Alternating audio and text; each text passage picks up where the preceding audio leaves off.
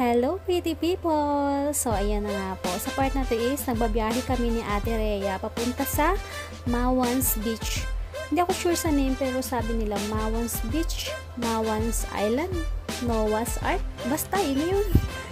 At dito nga po, ayan, aura-aura ako, nasa bus kami yan, sa second floor ng bus. At ayan, makikita ninyo yung mga nadadaanan namin. Dito naman ay nasa Chingy Station na kami at ayan, mag-e-exit kami sa exit C. Ayan, Senadora ang lola niyo sa part na yan. At ayan, sasakay na kami sa 3:30 na bus. So doon nga po pala sa bus na yun is bawal palang gumamit ng Alipay or ng cash. Kaya kailangan yung Octopus card lang ang pwedeng ipambayad. So nag-share lang kami sa Octopus card namin ni Ate Rhea.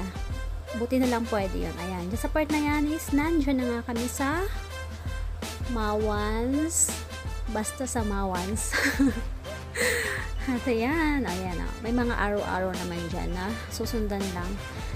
So yung pagkababa nga ng shuttle bus is ayan, pumasok lang kami dyan sa loob, tapos yung bumaba sa escalator, tapos ayan, turn right, at may mga makikita nga na mga restaurant dyan, dire-diretso lang ng lakad, tapos ayan, makikita yung Noah's Ark Hotel na yan, then turn right again, kanan lang ng kanan, pero dito sa pagdating sa dulo na ito is kakaliwa naman dyan.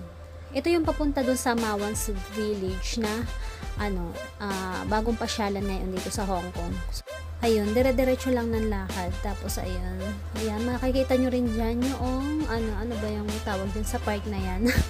Basta may makikita na park dyan, pero kami nagdire-diretso muna kami doon sa Mawans Village. Ayun, diba? Pak. Oh, wave ng buhok. Feeling na tunin na buhok, peke naman. So ayan, dire-diretso lang yung lakad doon. At ayan, makikita naman yung Mawan 1868 na yan. Turn right ulit dyan. At dito nga sa part na to, ayan, nandun na nga kami sa lugar na yun. So, ayan ang mga picture namin. Thank you for watching mga ka-pretty.